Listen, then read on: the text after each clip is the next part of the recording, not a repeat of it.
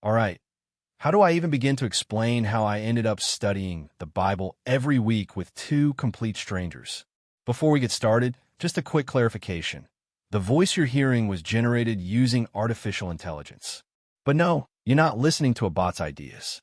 Every word of this script was written by me, a real person, flesh and blood, who was one of Jehovah's Witnesses for over 20 years. You can call me Nowachi. Starting today, I'm launching a new segment called Podcast Wednesdays with Nowachi. The idea is to keep talking about Jehovah's Witnesses, but from a more personal, laid-back perspective, something you can listen to while enjoying the greatest temptation known to humankind, a warm, aromatic cup of coffee and a piece of bread. Today I'm going to tell you how I got recruited by Jehovah's Witnesses. One Saturday morning, two women knocked on our door, a mother and daughter. I would later find out that both of them were regular pioneers. This was in the early 1980s. I was about 11 years old. It was my mom who opened the door, but since she was taking a while to come back, I went to see what was going on. I don't remember much of what they talked about, except for two things. First, they sold us the book, You Can Live Forever in Paradise on Earth. And yes, I said sold because back then, publications had a fixed price that the householder had to pay. Second, they offered us a free weekly Bible study at home. My mom didn't really care one way or the other about studying with Jehovah's Witnesses, so she asked me if I was interested, and since I was naturally curious, we said yes. The study was scheduled for the following Saturday.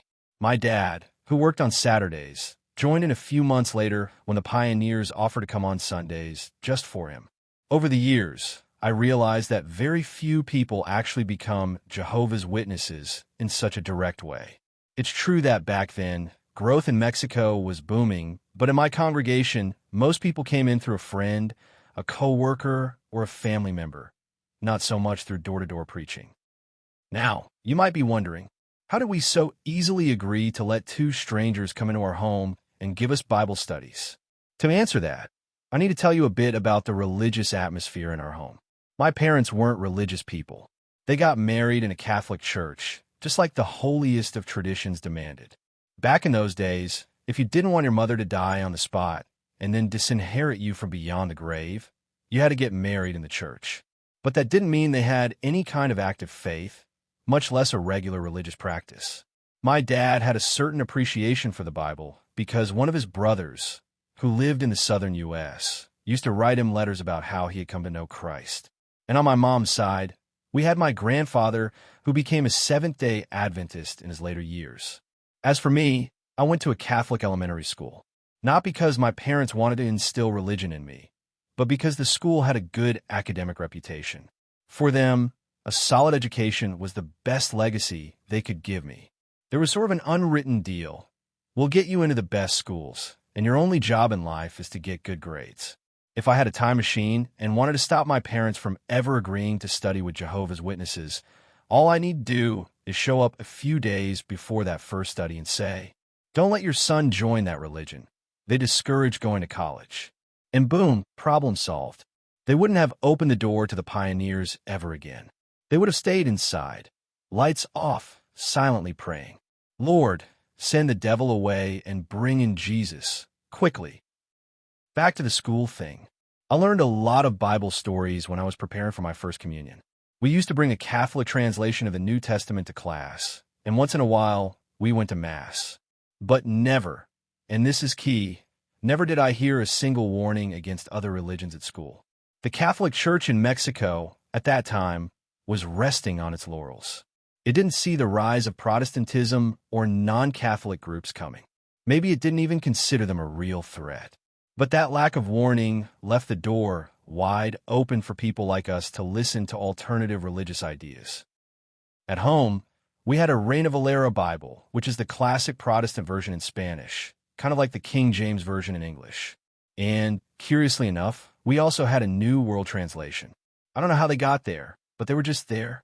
I also remember my maternal grandfather gave me an illustrated Bible storybook for kids, published by the Adventists. I read the whole thing, though I have to admit I was frustrated to find out it was part of a 10-volume set, and I never got the rest. In short, my parents had no religious prejudices. They believed all religions were good. as long as they taught you to be a good person. And me? Well, I was always a curious kid. On the other hand, I was a huge fan of Carl Sagan's series Cosmos. Watching the weekly episode every Saturday was a must. I don't even know how many times I saw the whole thing. Going back to that time machine I'd used to stop myself from becoming a Jehovah's Witness.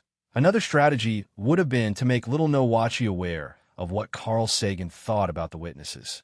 As early as 1979, Sagan had already gone after them in his book Broca's Brain, where he sarcastically marvels at the fact that there are people who swallow, without question, the idea that the end did come in 1914, but invisibly in the heavens. That alone would have been enough to make little Nowachi think at least 50 times before agreeing to study with the witnesses. That week leading up to the first Bible study with the witnesses, I was super excited. I read almost the entire book they had left us. And it's worth mentioning that You Can Live Forever in Paradise on Earth was something of a publishing jewel for Jehovah's Witnesses. Just flipping through its full-color illustrations and reading the captions gave you a pretty solid idea of what they believed. It was, without a doubt, an emotionally powerful book. Around that time, there was also a terrible news story on TV about the murder of some children. I don't remember the details, but I do remember the emotional impact it had on me. The world felt incomprehensible, chaotic.